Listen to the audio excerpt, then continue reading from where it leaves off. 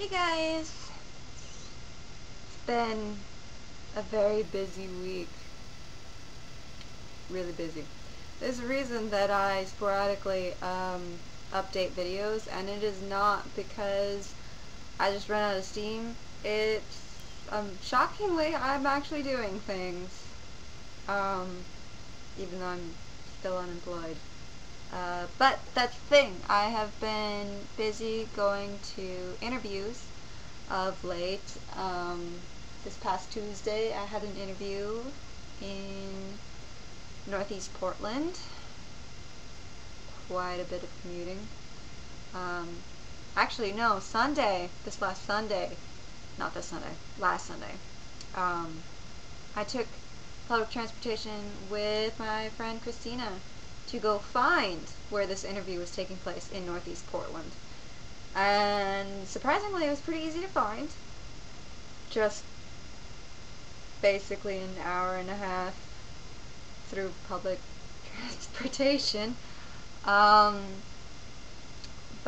we found it, and then on the way back, we went to Powell's bookstore, and of course, as does tend to happen every time I walk into Powell's, I walk away with something. Bought and paid for, of course. But I totally walked away with something. I walked away with two somethings this time. One is a card game that I'd actually have been looking to get my hands on for quite some time, and I had just been holding back because it's kind of on the spendy side. But I could no longer restrain myself, and I really wanted the game. And it is called Gloom. Sorry. It is actually quite an entertaining game. For those of you that don't know, I will give a very brief overview. You basically have 6 characters. The point of the game is to kill off your characters and get the most negative points possible. The other characters, or the other people playing the game, are trying to give you the most positive points possible and then kill your characters off. So, that's the gist of the game. The person who manages to kill off all their characters first officially ends the game. They might not be the winner based off of how many negative points you have accumulated. So the one who has the most negative points is going to be the ultimate winner. And you only get to count the characters that you've killed off. Hence, Gloom! Yeah, it's pretty great. I love it. And I just amazingly, discovered that it's an Atlas game. I did not realize this, and I am quickly becoming in love with Atlas games. And I am now the proud owner of 3 Atlas games. Gloom, Catherine, and Rule of Rose, which I've already done a review for Rule of Rose, so I don't need to do that. But I will eventually get to Catherine, which I just beat today, so it will be coming up soon. Yep. The second thing that I bought at Powell's was a book. Not surprisingly, it's a bookstore. And it's Runes. You're probably thinking, what the fuck, Rachel, why? Well, not what the fuck, Rachel, why? More like, oh my god, Runes! Yeah, no. Little secret about me that's not really so secret. I suppose you could say anything to do with paranoia, supernatural, kind of. Not really. This isn't really supernatural. But I do have tarot cards, and I love learning about the tarot cards. No, I have not memorized the tarot cards.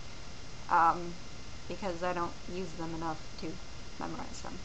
But I do use them. They're great for helping come up with ideas for various characters, because, you know, I'm an English major, and I have a minor in writing, so I write stories. It's really helpful. Runes is kind of the same thing to me. It's an awesome tool to use. So I figured I would get the book and enjoy it. Haven't gotten to it yet, because for your guys' benefit, in my free time when I wasn't busy, I was reading Rayearth for you guys. to make a review. But anyways, before I get completely off topic, I did say that Sunday I went to Powell's and to find the interview. Then on Tuesday I had the interview, and then on Wednesday I found out that I did not get the job. Oh well. But then I went over to Stacy's house and we cooked some amazing chicken with Italian sauce. It was epic. And then Thursday she came over to my house and we cooked some sweet chicken. It was great. I love it. And then Friday I had a dentist appointment. Saturday I basically spent all of playing Catherine. And then when I was sick of Catherine, not because I don't love the game, but because I've been playing it too long, I was reading Rayearth. And then Sunday I had another interview. Oh! And I will find out soon-ish if I get the job or not. It kind of sounded like I did. It's a waitress position at a golf course in Aurora. So, yeah. We'll figure out how it works out, because I don't live in Aurora, and I don't have a car. But I am able to commute with my dad, who works in Aurora, for a while, so we'll see. Anyways, Rayearth. Rayearth is a 6-book series. Just a second, I'm pulling it off of the mess of my desk.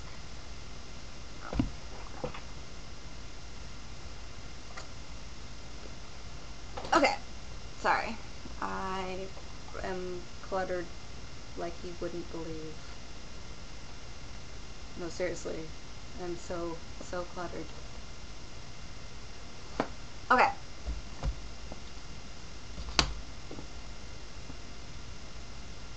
Alright. 6-book series. You will note that there's a little extra. That's just an art book that I got with this. Sorry. The first 3 books, right, you read and think, oh god, this story's over and it's such a depressing ending. But that's where the second half of the story comes in. So you kinda gotta read it all, but you could technically read only the 3 and think, done. The reason I like this is because, one, it's by Clamp, and I love Clamp. The art style is one of their older works, and I love that. It reminds me a lot of Dragon Knight's artwork, and it's basically reading a video game. No joke. Basically you have 3 girls, Hikaru, Umi, and Fu, who get sucked into an alternate universe called Saphira, or Saphiro, and they are told that they are the magic knights, and they are supposed to save Saphiro. And then they find out that the princess who makes Saphiro a safe place had been captured by Lord Zagato.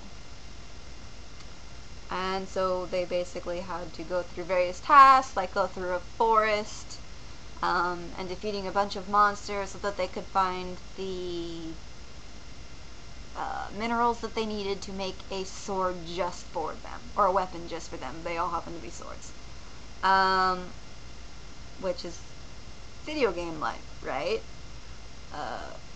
Video game is mentioned several times in this game. And then once they've got their swords, they then have to go to the 3 different shrines and awaken the spirits, Majin, as they're called. And they're basically giant Gundams. Video game! And then they go and defeat Zagato. And then the ending gets sort of kind of depressing, and I won't reveal that to you guys because I really think that you guys should read it, and telling you would just spoil it, and you're like, oh, okay, I don't need to read it. But there is a point to the princess. She is considered the pillar of the universe. And basically, her praying is what keeps the world Sephiroth safe. With her captured and not praying, the world is gone into turmoil, and demons and whatnot have popped up. So after reading the first 3, you then get to the second half, where after defeating Zagato and whatnot, they went back to their world, but then they wanted to come back. It's these 3, and they're basically doing damage control. Pretty great, pretty awesome. You meet other worlds and form alliances and whatnot. I can't really say much more without revealing the plotline. However, I can tell you that one of their most important sidekicks is Mokana.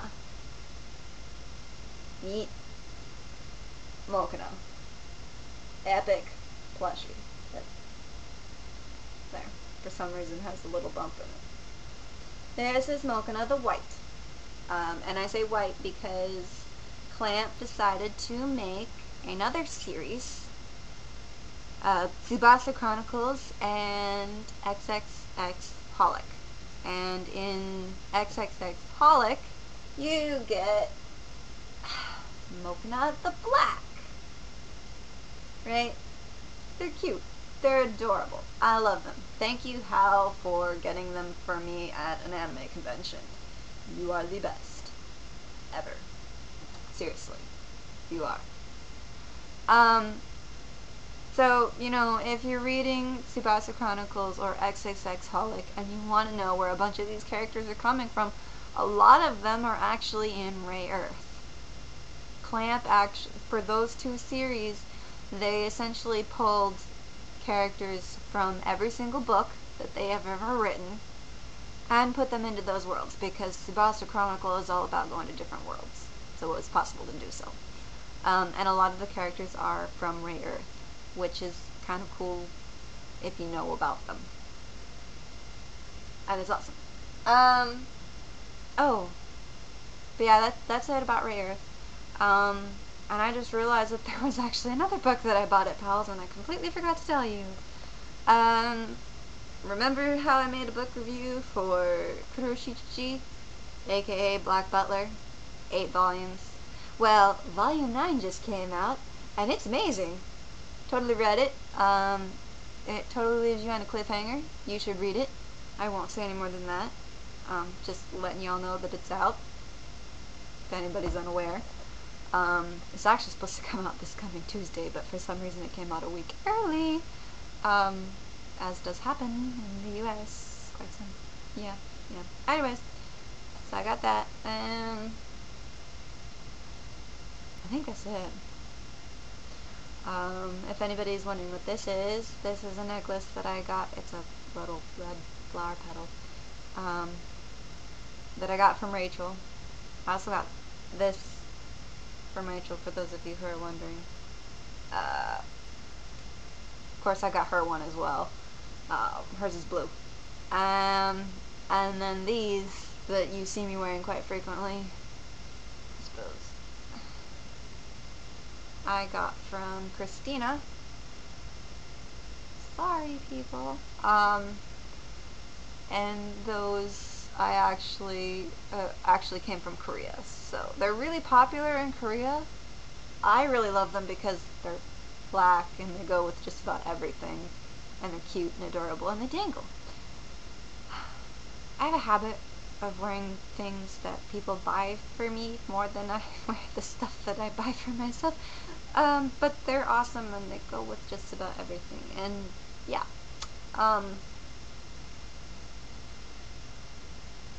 Yep, I think that's it. I will end it here, and I guess you guys can look forward to me making a video. I might actually do this today as soon as I finish this one, for Catherine. Later, guys!